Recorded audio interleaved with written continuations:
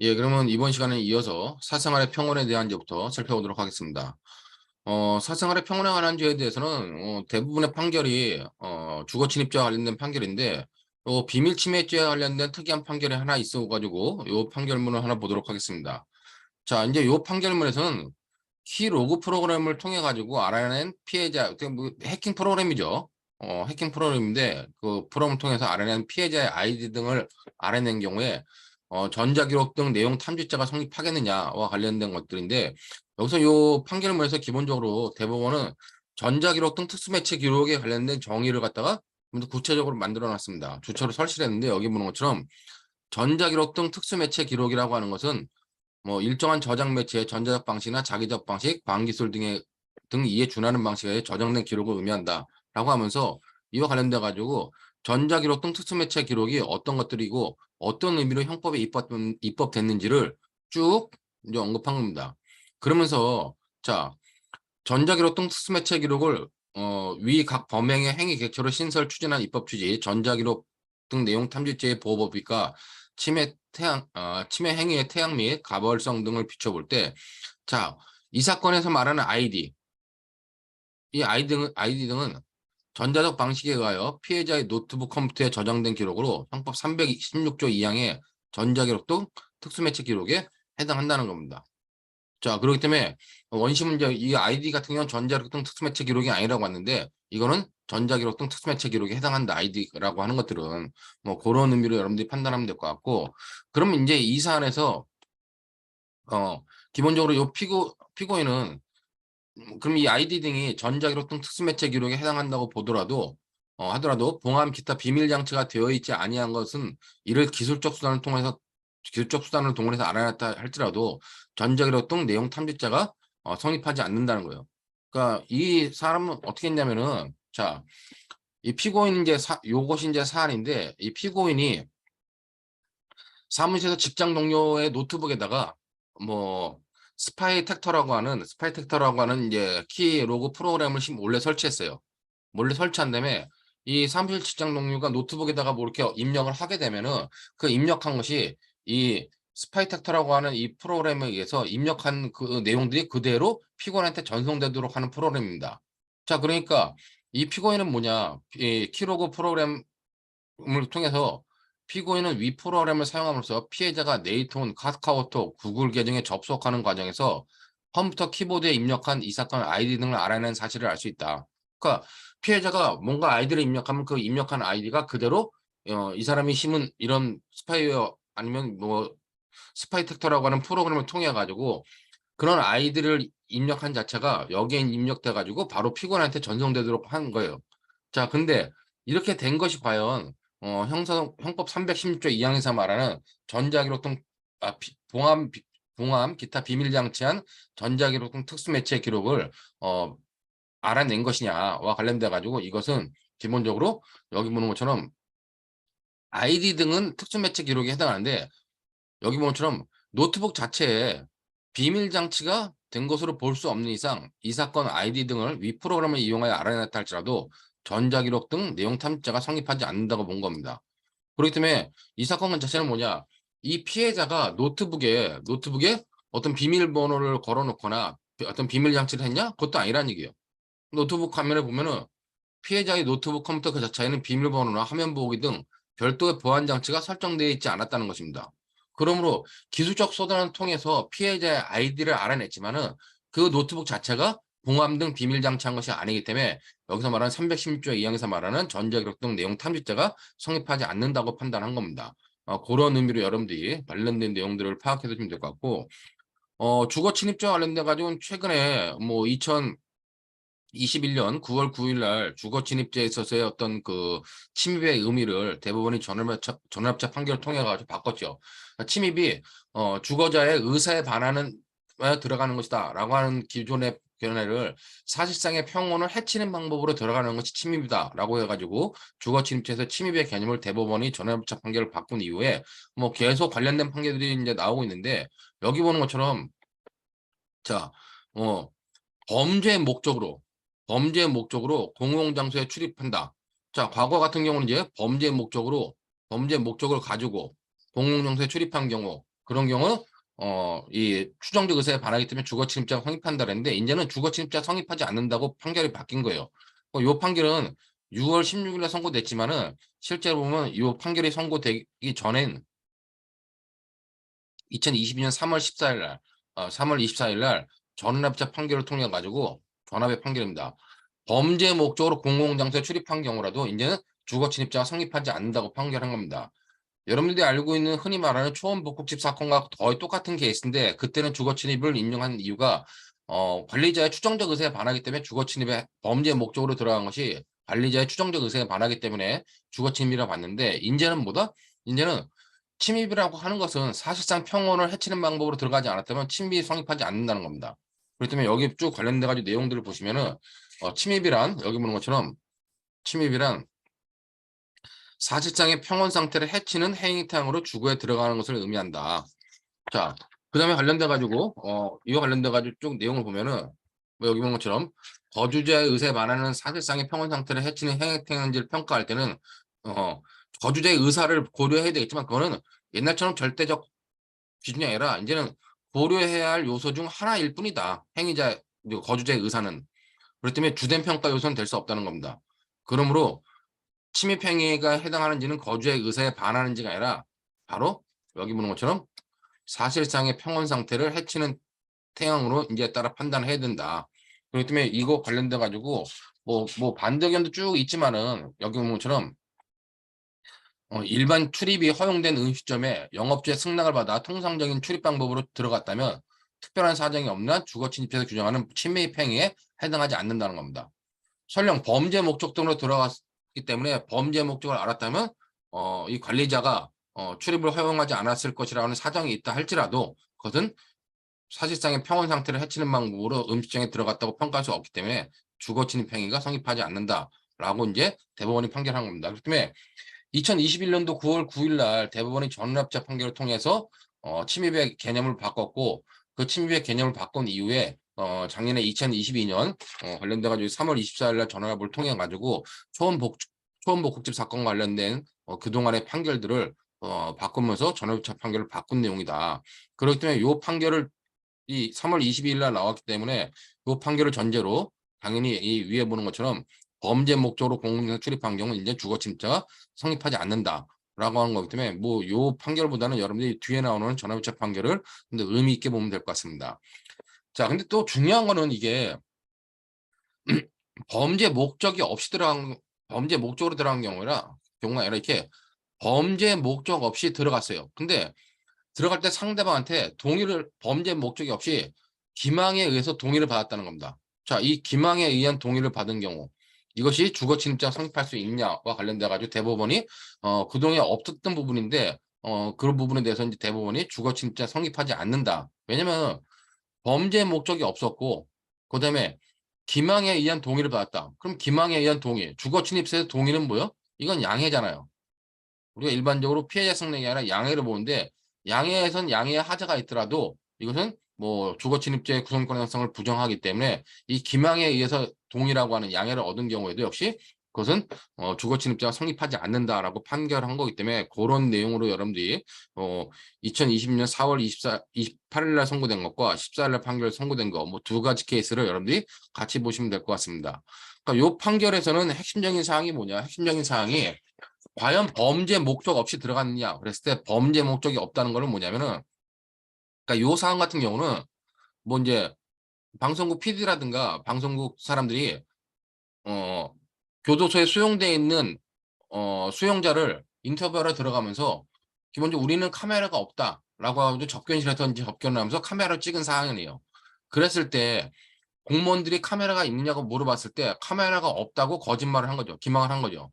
과연 그 기망이 위기에 의한 공무집행이 될 수 있겠느냐 그랬을 때 대법원은 "그거는 위기에 의한 공무집행에 해당하지 않는다." 그러면 범죄 목적이 없이 들어갔는데 들어갈 때 교도소의 관리자로부터 사용 허락을 받은 거 아니냐. 그렇기 때문에 기망을 해 가지고 얻었지만 그거는 기망에 의한 동의를 양해로 보기 때문에 양해의 하자가 있더라도 양해의 효과는 문제가 없기 때문에 주거 침입죄가 성립하지 않는다라고 본 판결이기 때문에 고런 의미에서 여러분들이 받으면 될 것 같고 여기 밑에 보는 것처럼 뭐 자 단순히 공무원의 감시 감독을 피하여 금지 규정을 위반한 것에 지나지 않는다. 즉 단순히 공무원의 감시 감독을 피하여 금지 규정을 위반한 것에 지나지 않는다면 이것은 뭐다? 이것은 그 금지 규정을 위반했기 때문에 그 위반에 대한 벌칙을 적용하는 변론을 하고 그런 행위 자체가 위계에 의한 공무집행 방해죄에 해당할 수는 없다는 겁니다. 즉 피고인들이 여기서 이제 방송국 PD들을 비롯한 방송 사람들인데 피고인이 금지 규정을 위반하여 감시 단속을 피하는 것을 공무원이 적발하지 못하였다면 이것은 공무원의 감시 감독이라고 하는 직무를 소홀히 한 결과일 뿐이지 이건 위계에 의한 공무집행 방해가 아니다라고 판단한 거예요. 그렇기 때문에 이 위계에 의한 공직방해 관련된 내용도 여러분들이 이런 경우에는 위계에 의한 공직방해 성립하지 않는구나 라고 하는 것들을 잘 판단해 두면 될 것 같고 그렇다면은 여기 보는 것처럼 자, 녹음 녹화할 수 있는 전자장비가 교정시설의 안전 또는 질서를 해칠 우려가 있는 금지 물품에 해당하기 때문에 반입을 금지할 필요가 있다면 교도관은 교정시설 등의 출입자와 반입 물품을 검사 단속해야 될 일반적인 직무상의 권한과 의무가 있다. 근데 수용자가 아닌 사람이 위와 같은 금지 물품을 교정시설 내에 반입하였다면 교도관의 검사 단속을 피하여 단순히 금지 규정을 위반한 것을 행위를 한 것뿐임으로써 이로써 공직방위 성립하지 않는다는 겁니다.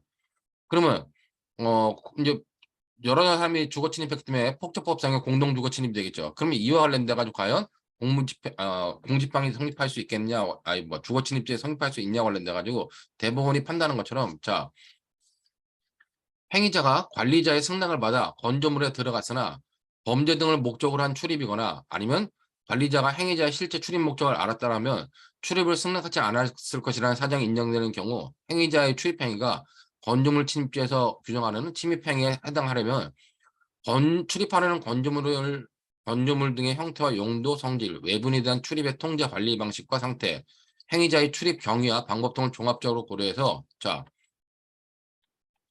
행위자가 점 행위자가 출입 당시 객관적 외형적으로 드러난 행위 태양에 비추어 사실상 평온 상태를 해치는 방법으로 건조물에 들어갔다고 평가되어야 된다는 겁니다. 자, 근데 이 사안에서 뭐냐? 이 사안은 피고인들이 구치소에 수용 중인 사람을 취재하고자 구치소장의 허가 없이 접견 내용을 촬영 녹음할 목적으로 안경 모양으로 제작된 녹음 녹화 장비를 착용하고 접견실에 들어간 것이에요. 자, 이런 사안에 대해서 구치소장이나 교도관이 이러한 사실을 알았다면 피고인들이 위 녹음 장비를 착용한 채 접견실에 출입하는 것을 승낙하지 않았을 것이라고 사정이 인정되더라도 그러한 사실력만으로는 사실상의 평온 상태를 해치는 행위 태양으로 접견실에 출입했다고 평가할 수 없다. 그렇기 때문에 건조물 침입자가 성립하지 않는다고 판단한 겁니다. 근데 이 부분에 관련돼 가지고 이 사람들이 이렇게 들어간 게 위계에 의한 공직방위 성립하지 않기 때문에 범죄 목적이 없는 경우라고 판단할 수도 있고 그럼 범죄 목적이 없는 경우에 속아서 허락을 했다. 그럼 속은 자체는 이건 뭐다? 이거는 양에서 말하는 하자 있는 양인데 하자 있는 양에 대해서는 양의 효과를 그대로 인정하는 판결로도 충분히 볼 수 있다는 겁니다. 그런 의미에서 요 판결들은 굉장히 중요한 의미를 갖는다. 이게 생각되기 때문에 그런 의미로 여러분들이 관련된 내용들을 파악하시면 될 것 같아요. 자, 뭐 3월 24일 나온 전협차 판결은 아까 봤던 거고 자, 여기서 이제 자 주택의 공용 부분에 출입한 것이 공동주택 거주에 대한 주거 침입에 해당하겠느냐 관련돼 가지고 이거는 뭐 기본적으로 해당한다고 보면 판결입니다. 여기 보는 것처럼 주거 침입죄 관련된 기본적인 법리들을 쭉 설치해요. 주거 침입죄는 사실상 주거의 평온을 보호법익으로 한다. 그다음에 여기서 말하는 침입이라고 하는 것은 사실상의 평온을 해치는 행위 태양으로 주거에 들어가는 것을 의미한다. 자, 그러면 이제 다가구용 단독주택이나 다세대주택, 연립주택, 아파트와 같은 공동주택 내부에 이런 공동주택 내부에 엘리베이터, 공용 계단, 복도 등 이 공용 부분도 뭐다? 이런 부분도 거주자들의 사실상 주거의 평온을 보호할 필요성이 있어 주거 침입죄의 개체는 사람의 주거에 해당한다라고 판단한 거예요. 근데 뭐 일부 사람들이 잘못 오해한 것 중에 하나가 얘네들을 공동주택 내부의 엘리베이터, 공용계단, 복도 이런 등을 이걸 위호지라고 잘못 생각하는데 이건 위호지가 아니죠. 얘네들은 위호지는 그 주거라든가 건물에 부속돼 가지고 그 건물들의 편의에 이용되고 있는 땅들을 말하는 거지. 땅 뒷자 쓰는 거잖아요. 땅을 말하는 것이지. 이렇게 공용주택 내부에 있는 공용 부분 이런 거는 우리가 확장된 주거의 개념이라고 얘기하는 겁니다. 왜? 옛날에는 확장된 주거라고는 이 공동주택이 없었어요. 그렇기 때문에 그냥 사람의 주거라고 하는 건 그 사람들이 기거하는 그 집 그 자체만을 말하는 거였는데 그 집도 인제는 단독주택이 아니라 공동주택인 경우 어떡하냐. 그때 전용 부분은 당연히 주거에 해당하고 공용 부분도 확장된 주거의 개념으로서 기본적으로 주거 침체에 말하는 주거에 해당한다고 본 판결입니다. 뭐 이 판결이 이전부터 계속 나왔지만 학생들이 헷갈리는 것 중에 하나가 유효지하고 확장된 주거를 헷갈려요. 근데 이것들은 유효지가 아니라 확장된 주거다. 고런 의미로 여러분들이 보면 될 것 같고 어 이제 이 사안 같은 경우는 이 피고인이 뭐 무단 출입이 금지되고 있는 아파트의 공동구역 그러니까 뭐 엘리베이터의 앞에 현관이 공동 현관이라든가 엘리베이터와 같은 경우에 출입이 인제 비밀번호를 눌러서 들어가거나 출입이 인제 제한되고 있는 건데 그런 데를 갖다가 자기가 몰래 들어갔다. 그런 것들은 여기 보는 것처럼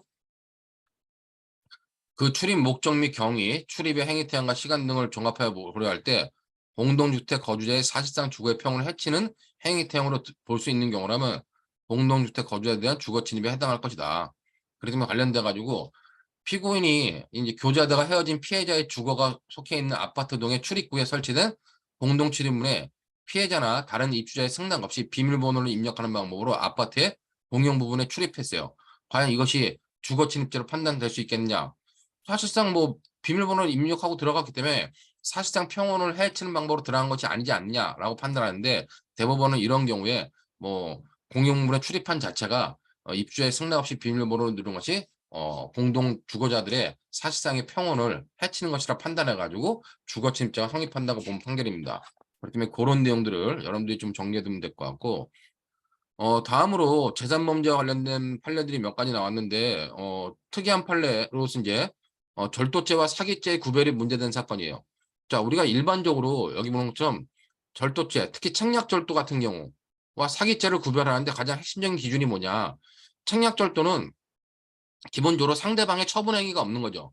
근데 사기죄 같은 경우는 상대방의 처분 행위가 있는 겁니다. 우리가 사기죄를 우리가 편취죄라고 하고 이 청약절도나 절도죄를 탈취죄라고 해요. 탈취죄라고 하는데 편취죄와 탈취죄의 가장 큰 차이점은 뭐냐? 상대방의 물건을 그 사람의 의사에 반해서 가져오는 거예요. 근데 상대방 몰래 가져오거나 강압을 써서 가져오면 절도나 강도, 내가 직접 가져오는 걸 탈취죄라고 하고 상대방이 하자 있는 의사에 의해서 그 사람이 물건을 주는 겁니다. 즉 그 사람의 처분 행위에서 그 물건의 소유권이 나한테 점유권이 넘어오는 거. 그거는 우리가 편취죄라고 하는 겁니다. 근데 인제 청약절도 같은 경우는 "내가 한번 사용해 볼게요."라고 뭐 "시착을 해 볼게요." 아니면 "사용해 볼게요." 물건을 받았을 때 과연 그 물건을 건네준 것이 피해자의 처분 행위냐 했을 때 그건 처분 행위로 인정할 수 없기 때문에 청약절도 즉 상대방을 기망하는 행위가 있다 할지라도 청약절도는 그냥 우리가 절도죄로 판단한다는 것이 기본 원리였습니다. 근데 요 케이스는 뭐냐 요 케이스는 청약절도 비슷한 것 같지만 실제로 처분 행위가 인정돼 가지고 사기죄로 본 판례예요. 그렇기 때문에 여기 보는 것처럼 요 판결에서 중요한 의미는 사기죄에서 처분 행위가 갖는 의미들을 먼저 언급을 했습니다. 여기 보는 것처럼 사기죄에서 처분 행위는 뭐냐? 처분 행위는 절도죄와 사기죄를 구별하는 어떤 핵심적인 표지가 된다. 그렇기 때문에 여기 보는 것처럼 자, 절도죄를 구분하는 역할을 한다. 뭐와? 사기죄와 바로 절도죄를 구별하는 역할을 한다. 그런 문제 관련돼 가지고 자, 그럼 여기서 인제 처분 행위와 관련돼 가지고 처분 행위라고 하는 것들은 처분 행위를 하는 사람은 당연히 뭐 사실상의 지위를 가져야 되죠. 사실상의 지위가 있어야 되는데 요 케이스는 어떤 케이스냐. 자, 피해자 갑은 드라이버를 구매하기 위해 특정 매장에 방문하였다 지갑을 떨어뜨렸습니다. 자, 근데 10분 후쯤 피고인이 같은 매장에서 우산을 구매하고 계산을 마친 뒤 지갑을 발견하여 습득한 매장 주인 을로부터 이 지갑이 선생님 지갑이 맞느냐라는 질문을 받자 내 것이 맞다라고 대답한 후 이를 교부하다 가지고 간 사안이에요.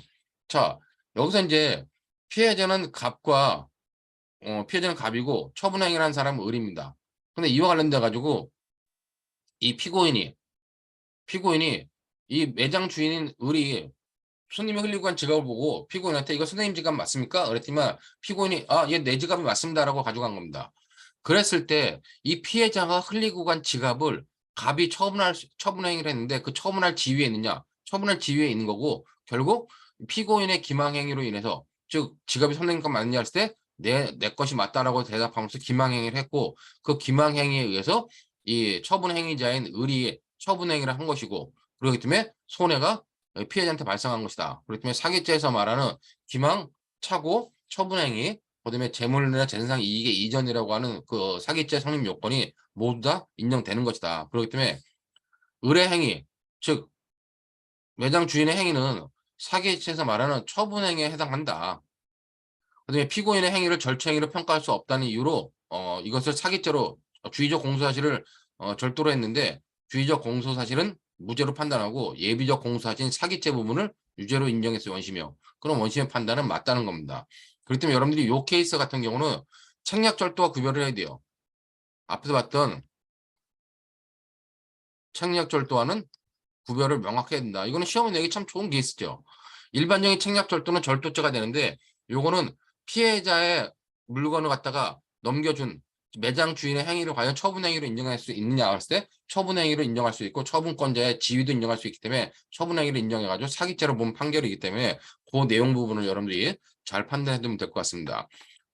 이건 출제위원국 교수들이 굉장히 좀 관심을 갖고 있는 판례이기 때문에 아마 2023년도에 모든 시험에 한 번씩은 언급될 판례 같아요. 그렇기 때문에 그런 내용들을 여러분들이 좀 봐두면 될 것 같고, 그 다음에 이제 사기죄에 대해서 요거는 이제 소송 사기에서 행위자의 인식 정도인데, 여러분들이 여기서 봐야 될 거는 소송 사기에서 허위의 주장을 하거나 허위의 답변을 한다고 다 소송 사기가 되는 건 아니에요.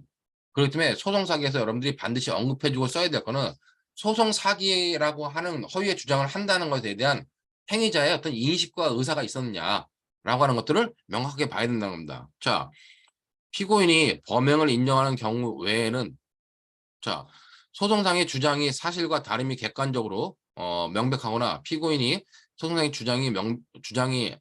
소송상의 주장이 명백히 허위인 것을 인식하였거나 증거를 조작하라고 하는 적이 있는 등의 경우 외에는 자, 피고인이 범행을 인정한다. 소송 사기를 했다라고 하는 경우 이외에는 쉽사리 유죄로 인정해서는 안 된다는 겁니다.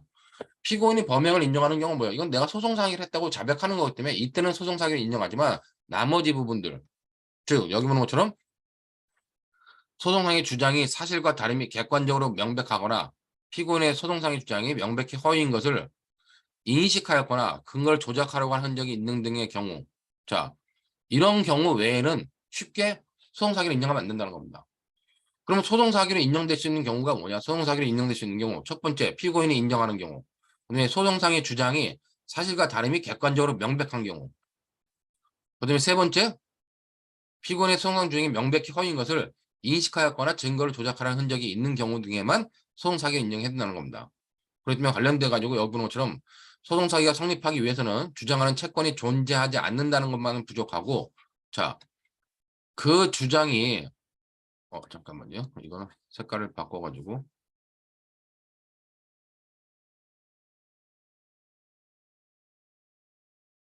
자, 그 주장의 채권이 존재하지 않는다는 사실을 잘 알면서도 허위의 주장과 증명함으로써 법원을 기망한다는 인식을 하고 있어야만 된다. 그렇다면 여러분들이 소송사기와 관련돼 가지고 객관식 문제가 나온다고 하면 이런 판결문만 보면 되는데 주관식 문제, 특히 사령 문제가 나온다 할 때 소송사기를 쓰려면 반드시 뭘 언급해야 된다? 소송사기에서는 이렇게 법원을 기망한다는 인식을 하고 있어야 된다. 그 인식이 있어야 된다고 하는 점들은 반드시 언급해줘야 된다는 겁니다. 실제로 사령 문제 채점 해보면 학생들이 이 주관적 요건이 인식에 관련된 부분을 다 빼놓고 객관적 요건들만 주로 써요. 근데 인식이 있었다는 부분이 굉장히 중요하기 때문에 이 부분을 언급하지 않으면 배점된 점수를 못 받는다. 그런 의미로 여러분들이 생각해 두면 될 것 같습니다. 다음으로 공갈죄 관련된 뭐 특별한 판례는 없었고 횡령죄 관련돼 가지고 자, 요 페이스는 차고 송금된 금원에 대한 채권액만큼 상계 처리를 해가지고 반환 거부한 거예요. 자, 우리가 일반적으로 차고 송금된 금원이다. 일반적으로 차고 송금된 금원에 대해서 반환을 거부하거나 아니면 소비한다. 소비하면 이건 다 우리가 횡령죄를 의율하죠. 왜? 횡령죄에서 말하는 타인의 재물을 보관하는 보관자의 지위는 사실상의 보관 관계로도 인정되기 때문에 나의 계좌로 어떤 사람이 차고 송금했다. 그러면 차고 송금된 거에 대해서는 내가 기본적으로 기본적으로 그 차고 송금된 돈에 대해서 사실상의 위탁 관계를 인정해서 대법원이 기본적으로 횡령죄를 인정하시 대법원의 기본 입장이에요. 근데 이제 요 경우 뭐냐? 차고 송금된 돈에 대해서 차고 송금된 이 금원에 있는 계좌의 주인이 자, 차고 송금한 사람한테 채권액이 있는 겁니다. 자, 채권액이 있으니까 그 채권액만큼 상계 처리를 하고 반환을 거부했어요. 그럼 과연 이 상계 처리한 거 해가지고 반환 거부한 것이 횡령에 해당할 수 있겠느냐 관련돼가지고 이 경우는 뭐다? 이 경우는 대법원이 횡령죄가 성립하지 않는다. 왜? 반환 거부에 정당한 이유가 있다는 거죠. 정당한 반환 거부에 해당하기 때문에 이 부분은 횡령죄가 성립하지 않는다. 본 판결이기 때문에 그런 내용으로 여러분들이 관련된 내용들을 받아두시면 될 것 같습니다. 여기 보는 건 좀 어떤 사안이냐? 자, 주류업체 갑 주식회사의 사내이사인 피고인. 자, 주류업체 갑 주식회사의 사내이사인 피고인이 피해자를 상대로 주류대금 청구 소송을 제기한 민사 분쟁 중 피해자가 착오로 피고인이 관리하는 갑회사 명의의 계좌로 금원을 송금했어요. 송금해가지고 피고인이 이제 이를 보관하게 된 겁니다. 자, 여기 보면 피고인과 피해자가 있는데 얘네들이 주류대금 청구 소송으로 지금 이제 민사 분쟁 중입니다. 근데 피해자가 피고인한테 잘못 이렇게 송금한 거죠. 차고 송금. 차고 송금한 후에 이 피해자가 피고인한테 차고 송금하는 거니까 돌려달라고 얘기를 한 거예요. 자, 그렇다면 이 피고인은 이제 갑 주류회사의 사내 이사인 피고인은 피해자로부터 위 금원이 차고 송금된 것이라는 사정을 문자 메시지를 통해 고지받아 위 금원을 반환할 의무가 있었다. 이렇게 판단하는 게 검찰의 판단이죠. 근데 피해자와 상계 정산에 관한 합의 없이 피고인이 주장하는 주류대금 채권액을 임의로 상계 정산한 후 반환을 거부한 경우로 횡령죄에 해당한다고 판단하는데 대법원은 그건 아니라는 겁니다. 대법원은 쭉 내용을 보면은 여기 이제 이런 내용들을 통해 가지고 주류회사 사내 이사인 피고인이 피해자의 착오로 갑회사 명의로 송금된 금원 중 갑회사의 피해자에 대한 채권액에 상응하는 부분에 관하여 반환을 거부한 행위는 뭐다? 정당한 상계권의 행사 여지로 볼 수 있다. 그러므로 피고인의 반환 거부 행위가 횡령행위와 같다고 봐 불법 명령 의사를 인정한 원심 판결에 법리 오해의 잘못이 있다. 그렇기 때문에 얘가 기본적으로 뭐 차고 송금된 돈에 대해서 상계 처리하는 것은 정당하다. 그리고 그 상계 처리한 부분에 대해서 반환 거부하는 것은 불법 명득 의사를 인정할 수 없다라고 판결이기 때문에 그런 내용을 여러분들이 좀 정리해 두시면 될 것 같습니다. 그다음에 이제 작년에 6월 23일 나온 채권 양도인의 횡령죄 주체성 여부인데 기존의 판결을 보면은 요거는 이제 2021년도에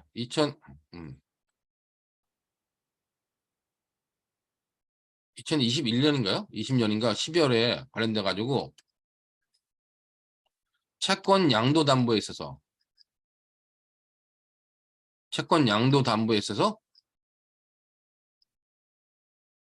횡령죄 주체성을 부정했어요. 근데 이 채권 양도 담보에선 담보의 목적으로 한 경우, 채권을 담보의 목적으로 양도한 경우에 횡령죄의 주체성이 인정되지 않는다. 즉 타인의 재물을 보관한 자의 지위가 인정되지 않는다 그랬는데 지금 이 대법원 2022년 6월 23 판결은 뭐냐? 이 판결은 즉 22년 대법원 판결은 채권 양도 담보뿐만 아니라 채권 양도에서도 채권 양도 후에 채권 양도 통지를 하기 전에 이 채권을 양도한 사람이 그 추심을 통해 가지고 자기의 채권을 갖다가 받은 경우에 그런 경우도 역시 기존에는 그러니까 이 21년도 판례는 채권 양도 담보는 횡령죄 주체가 되지 않는데 아직까지 이때는 뭐다? 이때는 채권 양도에 있어서는 횡령죄 주체성을 인정하고 있는 것이었어요. 근데 이제 22년 판례를 통해서 단순히 채권 양도에 있어서도 우리가 횡령죄가 성립하지 않는다라고 봐가지고 이제 채권 양도든 채권 양도 담보든 무조건 횡령죄가 성립하지 않는다라고 본 거기 때문에 그런 의미로 여러분들이 봐두시면 될 것 같아요.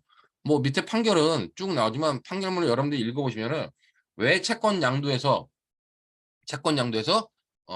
양도인이 타인의 재물을 보관하는 자의 지위에 있지 않은지를 쭉 설치하고 있습니다. 여기 보는 것처럼 뭐 채권 양도인이 채무자에게 채권 양도 통지를 하는 등으로 채권 양도의 대항 요건을 갖추어주지 않은 채, 자, 채무자로부터 채권을 추심하여 금전을 수령한 경우, 그런 경우는 특별한 사정이 없는 한 금전의 소유권은 채권 양수인이 아니라 채권 양도인에게 귀속하고 채권 양도인이 채권 양수인을 위하여 위 양도 채권을 보존하는 사무를 처리하는 신행관계가 존재한다고 볼 수 없다는 겁니다. 따라서 채권 양도인이 위와 같이 양도한 채권을 추심해가지고 수령한 금전에 관하여는 자 여기 보는 것처럼 옛날에는 채권 양수인을 위해 보관하는 채권 양수인의 돈을 보관하는 보관자의 지위가 인정된다는데 채권 양수인을 위해 보관하는 자의 지위에 있다고 볼 수 없다. 그러므로 채권 양도인이 위 금전을 임의로 처분하더라도 횡령죄는 성립하지 않는다고 본 겁니다. 그러면 그 구체적 이유가 뭐냐? 여기 보는 것처럼 채권 양도에 의하여 양도된 채권의 동일성을 잃지 않고 채권 양도인으로부터 채권 양수인에게 이전되더라도 채권 양도인이 양도한 채권을 추심하여 금전을 수령한 경우 금전의 소유권 규정은 역시 채권의 이전과는 별개의 문제라는 겁니다. 과거에는 대법원이 금전의 소유권 규정 문제와 채권의 이전 문제를 같은 문제로 봤어요. 그렇다면 채권이 이전됐다면 그 금전의 소유권도 양수인한테 이전됐다고 봤는데 이제는 별개의 문제라고 판단하는 겁니다. 그러므로 뒤에 보면 양도인이 채권 양도 후에 스스로 양도한 채권을 추심하여 수령하는 금전에 대해서는 채권 양도인과 양수인 사이에 어떠한 위탁관계가 설정된 적도 없다는 겁니다. 그리고 또 채권 양수인의 의사는 자신의 채권을 온전히 이전받아 행사할 수 있도록 대항 요건을 갖추어 달라는 의미지 채권 양도인으로 하여금 대신 채권을 추심하거나 금전을 수령해 달라는 것은 또 아니었다는 겁니다. 그러므로 사실상의 위탁관계도 설정될 수 없다는 겁니다. 그러므로 횡령죄는 성립하지 않는다는 거예요. 그러면 횡령죄가 성립하지 않으면 배임죄는 성립하지 않겠느냐 관련돼가지고 여기 보는 것처럼 채권 양도인은 채권 양수인과의 관계에서 채권 양도 계약 또는 채권 양도의 원인이 된 계약에 따른 채권 채무 관계에 있을 뿐이고 채권 양수인을 위하여 타인의 사물을 처리한 자의 지위도 있다고 볼 수 없다는 겁니다. 즉 결국 이 부분은 채권 양도는 이제 배임죄도 성립하지 않는다고 본 거예요. 그렇기 때문에 기본적으로 이런 채권 양도에서는 이제 횡령죄뿐만 아니라 배임죄도 성립하지 않는다. 즉 대법원이 여기 보는 거는 쭉 판결을 보면 대법원이 그동안에 10여 년 동안 판례 흐름을 보면 대법원은 타인의 재산을 보호 또는 관리하는 것이 전형적 본질적 내용이 아닌 통상의 계약 관계에서 배임죄나 횡령죄 성립을 쭉 부정해왔다는 겁니다. 그렇기 때문에 최근에 들어서 횡령죄가 성립하지 않는다, 배임죄가 성립하지 않는다는 대법원 판결을 대부분 보면 이거는 통상의 이익 대립 관계 안에 있다는 겁니다. 계약에 있는 일반적인 계약의 이익 대립 관계 안에 있는 것이기 때문에 그런 경우에서는 전부 다 횡령죄와 배임죄를 부정했어요. 제일 처음에 봤던 것이 대물변제 예약에 대해서 대물변제 예약에 대해서 배임죄 성립하지 않는다. 그다음에 관련돼 가지고 동산의 이중 양도.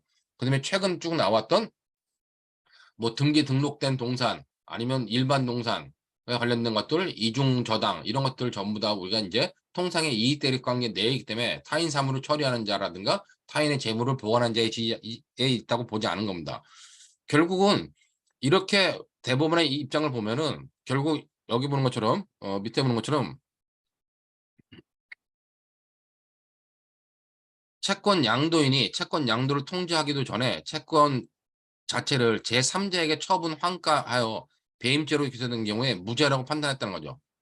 자, 근데 배임죄가 무죄라고 판단했는데 양도 채권을 직접 추정한 경우는 횡령죄로 유죄로 판단하는 것은 이건 정당한 근거가 없다. 그러므로 양도 채권을 직접 추심하여 수령한 금전을 사용함으로써 횡령죄로 기소된 경우에는 유죄라고 단정할 만한 근거를 찾을 수 없다. 그러므로 당연히 무죄라고 판단을 사능하다는 겁니다. 그럼 여러분들이 이제 통상의 이익 대립 관계에 있는 건 전부 다 횡령죄, 배임죄 성립하지 않는다고 보면 돼요. 단 하나 예외가 뭐요? 이것의 예외가 바로 부동산의 이중매매죠. 자, 부동산 이중매매와 관련돼 가지고 우리가 부동산 이중매매를 아직까지 배임죄로 처벌하고 있는데 요 대법원의 판결은 뭐 법리적으로 보면 바뀌어야 돼요.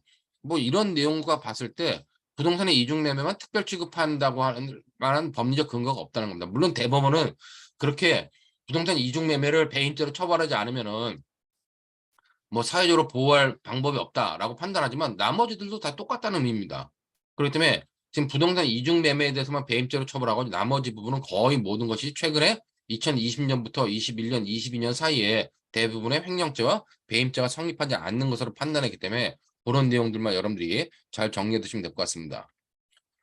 그다음에 이제 다음 판례는 재물의 위탁행위가 범죄 실현의 수단으로 이루어진 경우 횡령죄가 성립할 수 있겠느냐와 관련돼 가지고 자, 뭐 여기 이제 재물의 위탁행위, 재물을 맡겼어요.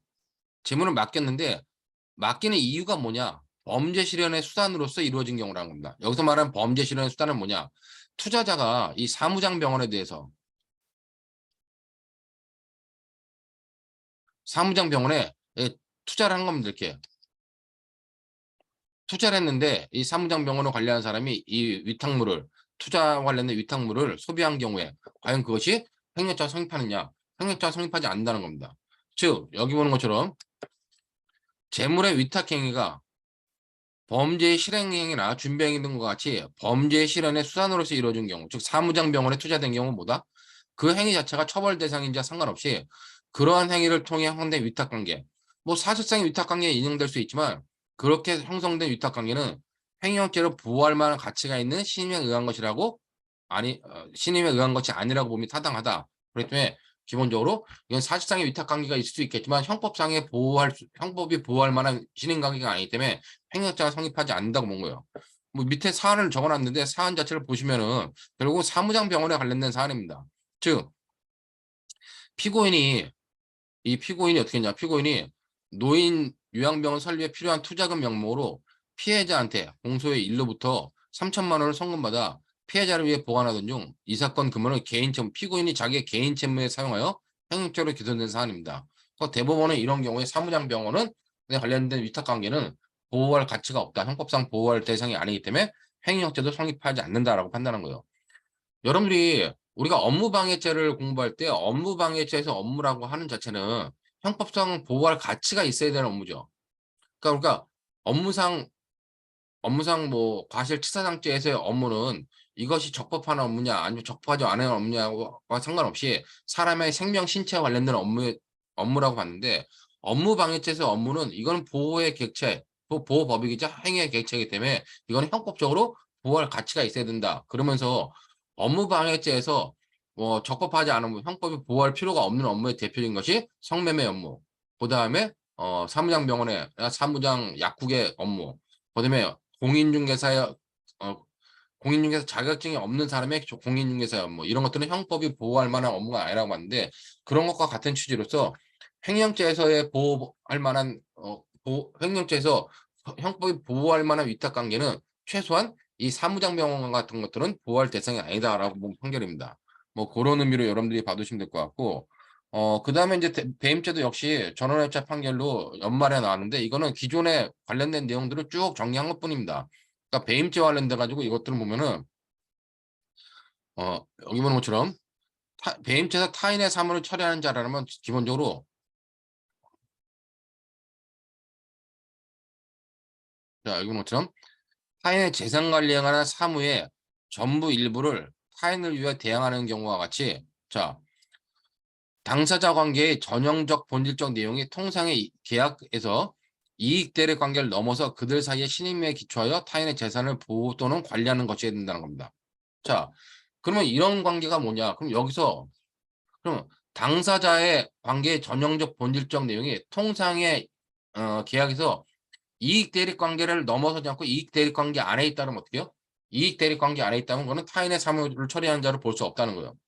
그렇기 때문에 관련돼 가지고 여기 보는 것처럼 이익 대립 관계는 통상의 계약 관계에서 채무자의 성실한 급부 이행에 의해 상대방이 계약상의 권리의 만족이라든지 채권의 실현이라는 이익을 얻게 되는 관계. 이거는 통상의 이익 대립 관계라는 겁니다.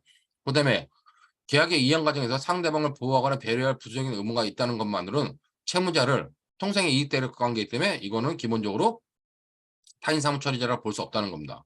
즉 여기 보는 것처럼 위임과 같이 계약의 전형적 본질적인 급부 내용이 상대방의 재산상의 사무를 일정한 권한을 가지고 맡아 처리하는 경우이지만 우리가 타인 사무 처리자로 볼 수 있다는 거죠. 그렇기 때문에 여러분들이 배임죄에 대해서는 요 언어, 요 문구, 당사자 관계의 전형적 본질적 내용이 통상의 이익 대립 관계 안에 있으면은 이제는 타인 사무 처리자의 지위를 인정하지 않고 통상의 이익 대립 관계를 넘어서는 케이스지만 우리가 타인 사무 처리자의 지위를 인정한다는 겁니다.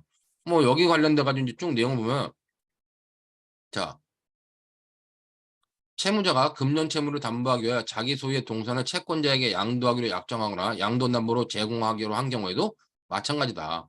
그러므로 동산의 양도담보 아니면 동산을 채권자에게 양도하기로 한 경우 아니면 뭐 동산이나 부동산이나 이중저당 전부 다 이제 뭐다 통상의 이익대리 관계에 있기 때문에 배임자가 성립하지 않는다라고 판결을 한 거죠. 근데 그런 의미로 여러분들이 관련되는 내용 보면 될 것 같고 그렇다면 여기서 동산을 담보로 제공할 의무 그다음에 이제 뭐 담보물의 가치를 유지 보존하거나 담보물을 손상 감소 멸실시키지 않을 소극적 의무 이거 소극적 의무라 그러는데 담보물을 갖다가 유지 관리해야 될 의무를 말하는 것이죠. 그다음에 또 밑에 보는 것처럼 담보권 실행에 협조할 의무 이런 의무들은 다 뭐요? 얘네들은 이제 이런 의무는 전부 다 통상의 이익 대립 관계 내에 있는 거라고 판단하기 때문에 타인 사무 처리자의 지위를 인정하지 않는다는 겁니다. 그렇다면 이제 이와 관련돼 가지고도 배임자가 그동안에 2000년도부터 취해왔던 입장들을 다시 한번 뭐 정리한 거다. 그렇기 때문에 여기 보는 것처럼 이런 법리는 어디에 적용되냐? 권리 이전에 등기 등록을 요하는 동산에 관련된 양도담보 설정 계약에도 마찬가지로 적용된다. 그런 의미로 여러분들이 관련된 판례를 받으시면 될 것 같습니다. 배임죄 관련돼 가지고 이제 또 업무상 배임죄 재산상 이익과 손해의 관계인데 우리가 배임 행위는 임무에 위배되는 행위로서 재산상 이익을 자기가 받거나 제3자가 재산상 이익을 얻게 하고 본인한테 손해를 발생시킨 경우에 우리가 배임죄가 성립하죠. 자, 그러므로 이 본인한테는 자신이나 제3자한테 재산상 이익을 발생시켜야 되고 본인한테는 손해를 발생시켜야 돼요. 자, 그럼 얘네 관계가 대가 관계에 되냐 관련돼 가지고 일정한 관련성이 있어야 된다는 겁니다. 만약에 제3자가 재산상 이익을 얻은 것과 본인이 손해를 입은 거에 어떤 관련성이 없다면 그때는 배임자가 성립하지 않는다고 보는 거예요. 그렇다면 여기 보는 것처럼 자, 임무 위배 행위로 인하여 여러 재산상 이익과 손해가 발생했다. 자, 그렇다 할지라도 재산상 이익과 손해 사이에 서로 대응되는 관계에 있는 등 일정한 관련성이 인정돼야만 업무상 배임죄가 성립한다는 겁니다. 근데 이 케이스는 뭐냐? 이 케이스는 이 재산상 이익과 손해가 뭐 관련성이 있지 않다는 거예요.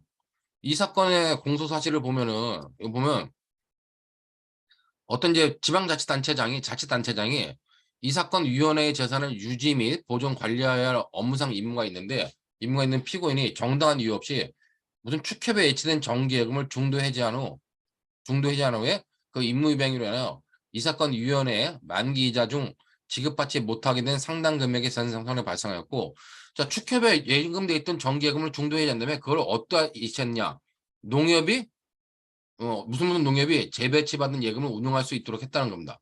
그러면 여기서 관련돼 가지고 이 위원회는 정기예금의 이자를 정기예금을 중도 해지함으로 인해서 정기예금을 받을 수 있는 이자를 받을 수 있는 것들을 받지 못했기 때문에 손해가 발생한 거고 이 농협은 이 정기예금을 예치받음으로써 예금을 운용할 수 있는 이익을 받은 거다. 근데 그 두 개가 관련성이 있다고 볼 수 있느냐? 그건 관련성이 있다고 볼 수 없다는 겁니다. 그러므로 배임자가 성립하지 않는다고 본 판결이기 때문에 그런 의미로 여러분들이 보시면 될 것 같고 그다음에 이제 뭐 요 역설계 등의 방법으로 입수 가능한 상태에 있는 회사의 정보를 무단 반출하는 행위가 과연 업무상 배임죄에 해당하는지 여부가 문제되는데 배임죄가 성립하지 않는다고 본 판결입니다. 자, 이 판결 같은 경우는 자 기본적으로 회사에서 회사의 직원들은 회사의 자료를 무단으로 반출하면 안 되겠죠. 그렇지만 여기처럼 회사의 직원이 경쟁업체 또는 스스로의 이익을 위하여 이용할 서로 무단으로 자료를 반출하는 행위가 있으면 그럴 때는 기본적으로 보다 업무상 배임죄가 성립한다는 겁니다.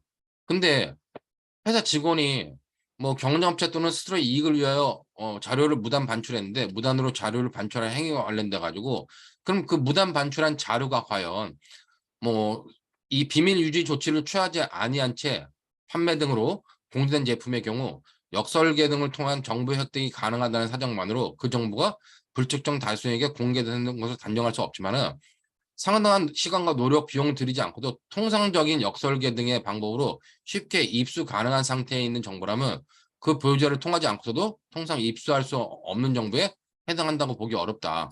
그러므로 영업상 주요 자산에 해당하지 않는다는 겁니다. 이게 무슨 말이냐? 자, 무단으로 자료를 반출했는데 그 자료가 그 회사의 어떤 기밀 사항이냐 해서 기밀 사항이 아니라는 겁니다. 상대방도 그 자료를 갖다가 어떤 제품의 역설계를 통해서 충분히 그 자료를 얻어낼 수 있는 정도였다면 그거는 그 해당 회사의 주요 영업상의 주요 자산에 해당하지 않기 때문에 그거를 반출한 경우 업무상 배임죄가 성립하지 않는다고 보면 판결이에요. 뭐 그런 의미로서 여러분들이 요 내용들을 보면 될 것 같고, 재산범죄 마지막으로 이제 손괴죄 관련돼 가지고 2022년 11월 30일 날 나온 판결인데, 요 판결도 여러분들이 잘 봐야 되는 것 중에 하나가, 자, 손괴죄에서 손괴가 뭐냐? 재물손괴죄에서 손괴행위가 그 재물의 사용을 못하게 만드는 거잖아요. 자, 근데 이제 관련돼 가지고 여기 보는 것처럼 다른 사람의 소유물을 본래 용법에 따라 무단으로 사용 수익하는 행위. 자, 다른 사람의 소유물인데 그 소유물을 행위자가 본래 용법에 따라 무단으로 사용 수익하는 행위. 이건 뭐다? 이건 소유자를 배제한 채 물건의 이용 가치를 영득하는 것이다. 그 때문에 소유자가 물건의 효용을 누리지 못하게 되었다고 하더라도 효용 자체가 침해된 것이 아니란 얘기예요. 그러므로 재물손괴죄가 성립하지 않는다는 겁니다. 즉, 뭐 행위 관련돼 가지고 갑이라는 사람의 이 토지가 있었어요. 이 토지에 을이라는 사람이 무단으로 건물을 건축한 겁니다. 자, 무단으로 건물을 건축해 가지고 이 갑이 이 토지를 사용하지 못하게 했다는 거예요. 근데 을이 무단으로 건축해서 토지에 관련돼 가지고 토지의 용법들을 사용한 거잖아요. 그럼 이것이 갑의 토지에 대한 재물손괴죄가 성립할 수 있겠냐 해서 대법원이 이 토지를 갑이 토지의 원래 용법대로 사용하지 못하게 한 것뿐이지 토지의 어떤 효용 자체가 침해된 것은 아니다. 그 효용을 지금 갑 건데 을이 뺏어 쓰고 있는 것뿐이죠. 그렇기 때문에 토지에 대한 효용 침해가 성립하지 않으므로 이건 토지에 대한 재물손괴는 성립하지 않는다라고 보면 판결입니다. 자, 그렇기 때문에 요 정도로 해가지고 여러분들이 어, 재산범죄 관련된 대법원 판례까지 받고 쉬었다가 사회적 법익에 관련된 점부터 또 계속 보도록 하겠습니다.